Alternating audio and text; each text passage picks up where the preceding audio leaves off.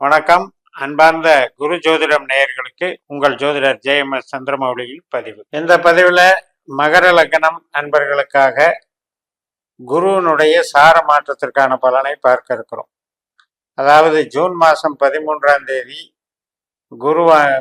கிரகம் ரிஷபராசியில் சூரியனுடைய நட்சத்திரமான கார்த்திகையிலிருந்து சந்திரனுடைய நட்சத்திரமான ரோகிணிக்கு மாறுகிறாரு.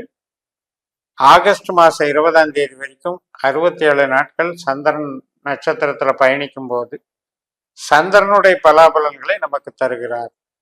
இப்போ நம்மளுடைய ஜனன ஜாதகத்தில் குரு எப்பேற்பட்டவர், சந்திரன் எப்பேற்பட்டவர், இந்த பாவங்களை எந்த பாவங்களை இயக்கக்கூடியவர்கள் என்றெல்லாம் ஆய்வு செய்து அந்த வகையில தான் இவங்க நமக்கு நன்மைகள் செய்வாங்க. அதுவும் திசாபுத்தி அந்தர சூட்சமாக நடக்கும்போது பண்ணுவாங்க. குரு புத்தி, சந்திர புத்தி, திசைகள், புத்திகள், அந்தரங்கள் இதெல்லாம் நடக்கும்போது நமக்கு இந்த பலன்கள் எல்லாம் நடக்கும். 5ஆம் இடத்துல குரு பகவான் இருக்கிறாரு அப்படிங்கிறது ஒரு சிறப்பு. நம்ம லக்னத்திற்கு குரு பணம் வரவு, உழைப்பு, வேலை வாய்ப்பு, தொழில் பலம் இதையெல்லாம் கொடுக்கிறவர். அப்பேற்பட்டவர் இப்ப கெட்ட ஆற்றலை வழங்கி கொண்டிருக்கிறார். அதாவது ரிஷப ராசி அப்படின்னு ஒரு குரு இருக்கிற இடம் நம்மளுடைய தனஸ்தானத்துக்கும் தொழில் ஸ்தானத்துக்கும் வேலை வாய்ப்பு ஸ்தானத்துக்கும் கெடுக்கிற மாதிரி உட்கார்ந்துருக்காரு. அப்ப இதுல எல்லாம் கொஞ்சம் சிரமங்களை அனுபவிக்கிறோம். ஆனா பாத்தீங்கன்னா ஜோதிடத்துல 5ல குரு நல்லா இருப்பீங்க அப்படின்னு ஜென்ரலா சொல்லுவோம். ஏன்னா குரு பலம் அப்படிங்கிறத 5ஆம் இடத்துல இருந்தால் லக்னத்தை குரு பார்ப்பாரு. இப்படியெல்லாம் கருத்துக்கள் உண்டு.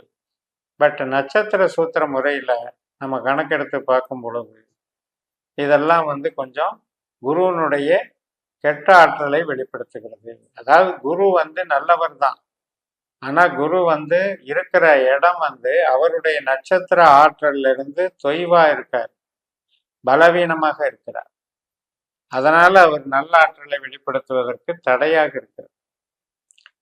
சரி, இப்ப நமக்கு குருவினுடைய செயல்பாடுகள் அப்படிங்கிறது 5ஆம் இடத்துல குழந்தைகள், கலைகள், நம்முடைய பாசம், நேசம், தெய்வ அனுகூலம், இஷ்ட தெய்வம்,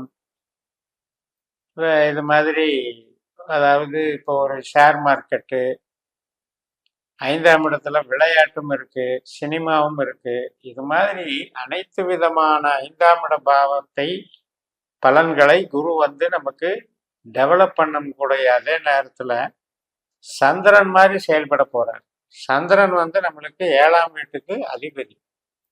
அதனால இப்ப திருமண காரியம், உறவுகள் சம்பந்தப்பட்டது, இந்த மாதிரி விஷயத்துக்கெல்லாம் நல்லா இருக்கு. அதனால நமக்கு சுப காரியங்கள், புதிய உறவுகள், இப்ப 2 பேருக்கு கணவன் மனைவி ஆகிறதுக்கு உண்டான அமைப்பு, 2 பேர் விருப்ப திருமணம் பண்ணிக்கிறது, அதே போல வரன் அமைஞ்சு பேச்சுவார்த்தை நடத்தி நிச்சயதார்த்தம் பண்ணி உறுதியாகிறது. இதுக்கெல்லாம் குருவும் சந்திரனும் நமக்கு சாதகமாக இருக்கிறார். உறவுகள் விஷயத்துல சாதகமா இருக்காங்க. வேலை வாய்ப்பு, தொழில் அப்படின்னு எடுக்கும் பொழுது நம்ம ஜனன ஜாதகப்படி நமக்கு குரு திசையோ, குரு புத்தியோ, குரு அந்தரமோ அல்லது சந்திரனுடைய திசா புத்தி அந்தரமோ நடந்துகிட்டு இருந்தால் இந்த நேரத்துல வேலைக்கு கொஞ்சம் பாதிப்பு. இப்ப வேலை திடீர்னு போயிடுச்சுன்னு சொல்றோம்.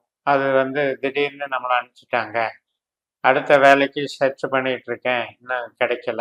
இது மாதிரியான நிலைமைகளை குரு ஏற்படுத்துகிறார். ஸோ அந்த விஷயத்துக்கு நம்ம டெவலப்மெண்ட் பண்ணணும், நம்ம வேலையை தக்க வச்சுக்கணும், நம்ம அவசரப்பட்டு சில முடிவுகளை எடுத்துட்டு வெளியே வரக்கூடாது அப்படின்னு நினைக்கிறவங்க புனர்பூசம், விசாகம், பூரட்டாதி அப்படின்னு 3 குருவினுடைய நட்சத்திர நாட்கள்ல தட்சிணாமூர்த்திக்கு வழிபாடுகள் பண்ணிட்டு வாங்க. நெய் தீபம் போட்டு அர்ச்சனை பண்ணி வழிபாடுகள் பண்ணலாம். அந்த ஸ்தலங்களுக்கும் போயிட்டு வரலாம். ஆலங்குடி குரு பகவானுடைய ஸ்தலம், திருச்செந்தூரும் குரு பகவானுடைய ஸ்தலம்.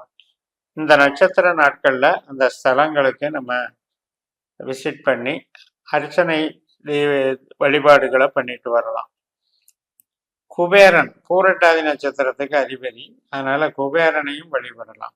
இந்த தட்சிணாமூர்த்தி, திருச்செந்தூர் முருகன், குபேரன் இந்த 3 தெய்வங்களை வழிபடுவதும், மஞ்சள் கலரை அதிகமாக உபயோகிக்கிறதும், எல்லோ சஃபயர் அப்படின்னு சொல்லக்கூடிய புஷ்பராக கல் ஜெம்ஸ்டோனை யூஸ் பண்ணுறதும், ரத்தினத்தை யூஸ் பண்ணுறதும், 3ஆம் எண் என்பது குருவுக்கு ஆதாயமான எண், அதை பயன்படுத்துறதும், வேலை வாய்ப்பில் இருக்கக்கூடிய சிரமங்களையும் கஷ்டங்களையும் நஷ்டங்களையும் சரிப்படுத்தும்.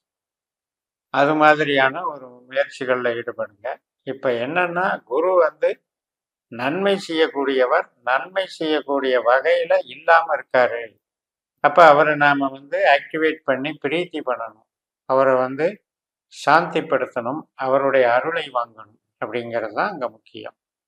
ஆனால் அதே நேரத்தில் அவர் இருக்கிற ஸ்தான பலனில் 5ஆம் இடம் என்பது குழந்தைகள் சம்பந்தப்பட்ட குழந்தை பிறப்பு, குழந்தைகளுடைய கல்வி, குழந்தைகளுடைய வளர்ச்சி, ஆரோக்கியம், நமக்கு உண்டான மீடியா, கலைகள், கமிஷன் துறை மற்றும் நம்ம படிப்பு, மேல் படிப்பு, அறிவு சார்ந்த வேலைகள், இது அத்தனையும் இந்த குரு வந்து சாதகமாக இருக்க. அதனால் இதெல்லாம் மூளை உழைப்பு சார்ந்து, சந்தோஷம் சார்ந்து, அகம் சார்ந்த வகையில் நன்மைகள் தரக்கூடிய வகையில் இந்த குரு செயல்படுறாரு மகரத்துக்கு. அது ஒன்றும் ப்ராப்ளம் இல்லை. அதே நேரத்தில் புறம் சார்ந்து, வேலை சார்ந்து, தொழில் சார்ந்து நம்ம அவசர முடிவுகள் எடுக்கக்கூடாது. ஏனென்றால் அந்த வேலைக்கு சில தடைகள், தொழிலுக்கு சில முடக்கங்கள், பணவரவுக்கு சில பங்கம், தட்டுப்பாடு, ஸோ இதையெல்லாம் ஏற்படுத்துறதுனால நம்ம இந்த ஆஸ்பெக்டில் நம்ம கவனமாக இருந்தால் போதும். அப்போ குருவை பொறுத்த வரைக்கும் நமக்கு பயிற்சியிலேயே மட்டுமே பலன் தந்துடாது. இப்போ நம்ம ஜனன ஜாதகத்தில் உங்கள் அமைப்பில் குரு சொந்த நட்சத்திரத்திலேயே இருந்தாருன்னு வைங்க, அதாவது 2ஆம் அதிபதி அப்படின்ற கணக்கு, 2ஆம் இடத்துல தான் பூரட்டாதி நட்சத்திரம் இருக்கு, 6ஆம் இடத்துல புனர்பூச நட்சத்திரம் இருக்கு, 10ஆம் இடத்துல விசாக நட்சத்திரம் இருக்கு. இப்போ சப்போஸ் உங்கள் ஜனன ஜாதகத்தில் குரு பகவான் இந்த 3 நட்சத்திரங்கள்ல எந்த நட்சத்திரத்துல இருந்தாலும் பலம் அதிகம். அப்ப என்ன ஆகும்? தொழில் பலம், பணபலம், உத்தியோக பலம், பதவி, புகழ், வளர்ச்சி, அந்தஸ்து, கௌரவம், இதையெல்லாம் வளர்ச்சி பண்ணி கொடுப்பாரு. அப்ப அது காலம் பூரா நமக்கு சிறப்பான பலனை தரும். இது மாதிரி நம்ம 12 பாவ அதிகாரிகளும் உபநட்சத்திரம் என்று கண்டுபிடிக்கிற சூத்திர முறைகள் இருக்கு.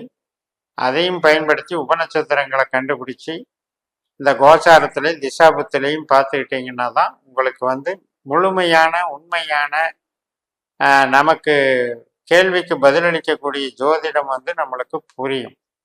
அந்த வகையில் இதை பயன்படுத்தி நீங்கள் வந்து ஃபாலோ பண்ணும்போது நட்சத்திரமும் உபநட்சத்திரம்தான் நிகழ்வுகளை வந்து நிகழ்த்துகிறது.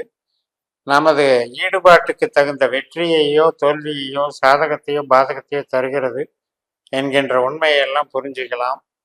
இந்த சேனலை சப்ஸ்கிரைப் பண்ணி ஷேர் பண்ணுங்கள். உங்கள் தனிப்பட்ட ஜாதக பலாபலன்களை என்னுடைய வாட்ஸ்அப் நம்பரில் தொடர்பு கொண்டு பலன் பெறுங்கள். உங்களிடமிருந்து விடைபெறுகிறேன். உங்கள் JMS. நன்றி, வணக்கம்.